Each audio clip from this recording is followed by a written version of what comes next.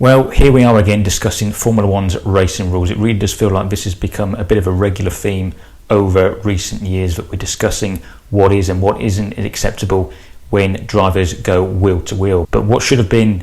a celebration of Ferrari's fantastic result, a 1-2 finish, they were absolutely flawless all weekend, clearly the quickest package at the US Grand Prix, but the whole of the Grand Prix really has been overshadowed by the controversy surrounding Lando Norris's and Max Verstappen's battle that ended with Lando Norris receiving a time penalty that ultimately cost him a podium finish and allowed Max to gain points on him in the championship fight. But aside from the fact that people are talking obviously about how the battle ultimately played out and the fact that Lando received a penalty, which people are sort of questioning whether that was fair or not,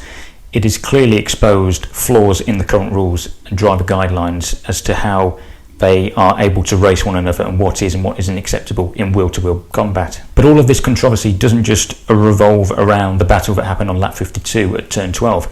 It actually started long before that. In fact, it started at the first corner of the first lap when Verstappen and Norris started alongside each other. Norris was on pole and Verstappen lined up alongside in P2. As the lights went out, both of them made good starts. In fact, it was very even between the two of them. Maybe Norris made the slightly better start from pole and he went immediately to cover Verstappen. But the problem is that given how wide Cota's turn 1 is that Lando didn't cover Max's tracks enough, and that allowed Verstappen to make the lunge down into turn 1, and that resulted in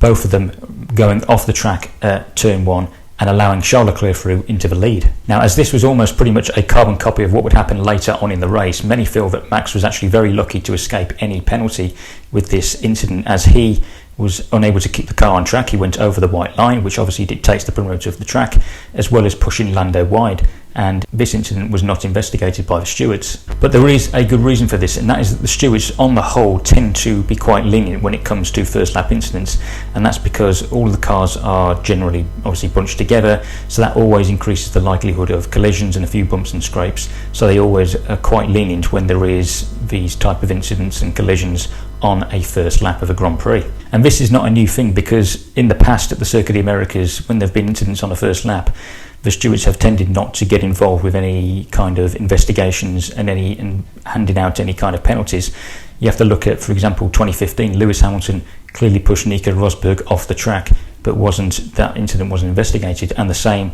can be said of Hamilton pushing Verstappen wide in 2021. But in the context of this race, this is how it played out between Verstappen and Norris. Verstappen ran second early on in the race before slipping behind Carlos Sainz after the first round of pit stops, while Norris decided to run a longer first stint than all of his rivals to try and come into play later on in the Grand Prix. On his fresher tyres, Lando hunted down Max, and then for lap after lap we were enthralled between this battle between the two championship protagonists, as despite his use of DRS, Lando was unable to find a way past Max. Max was absolutely defending perfectly. He was placing his car exactly where he needed to and blocking any attempt for Lando to try and find a way past. Lando finally managed to work his way into position where he was actually close enough to try and make a move on Max, and that was on lap 52 as he used the DRS down the back straight into the tight left-hander at turn 12 to have a run on Max and force Verstappen to defend the inside line. As you can see from the footage and the replays that were shown, Lando was clearly ahead going into the braking zone,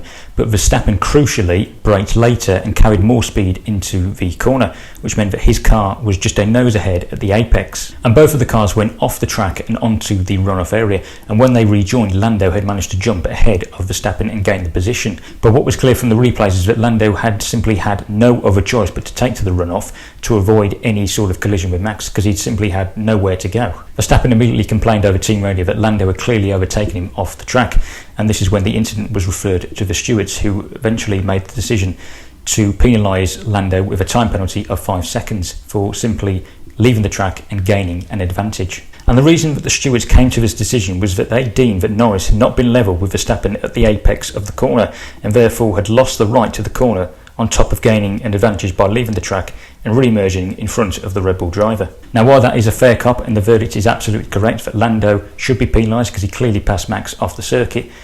it shows everything that is wrong with the current application of the rules regarding how drivers can race one another. It clearly needs to be looked at and rewritten as to what is and what isn't right when drivers go wheel to wheel. How can it be right that as long as your car is in front at the apex of the corner,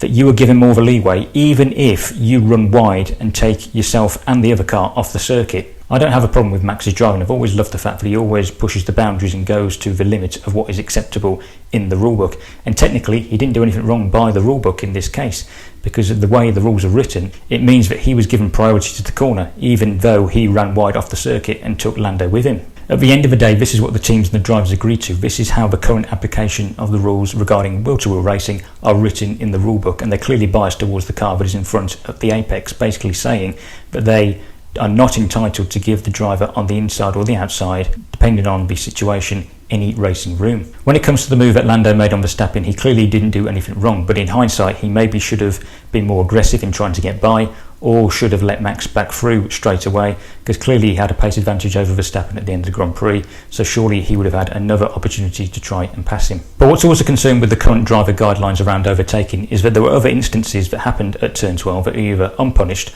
or were unfairly penalised. If you look at Sainz's lunge on Verstappen, ironically this was very similar to the Verstappen-Norris incident that would happen later on in the race, where both cars left the circuit. This time Max was on the outside rather than the inside, as he was with Norris,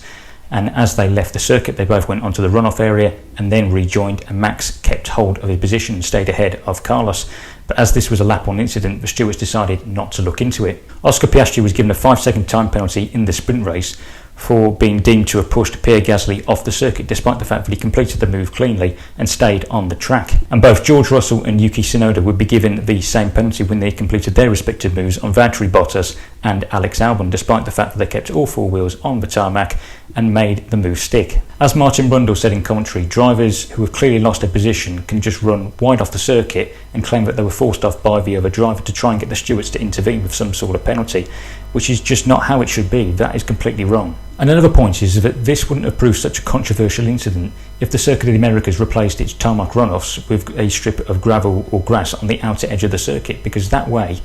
Lando wouldn't have risked going for the move around the outside,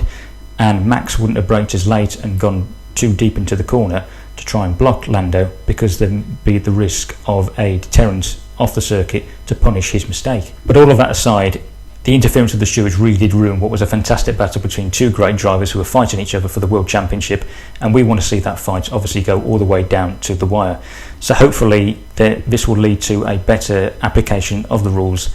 regarding overtaking and driver guidelines, and hopefully lead to better racing in the future. That's it for today's video. Be sure to let me know your thoughts on the Verstappen-Norris incident and what you make of the current rule regulations regarding driver guidelines and overtaking. Do they need to be changed going forward? And don't forget that if you are new around here, to like the video and to subscribe to the channel.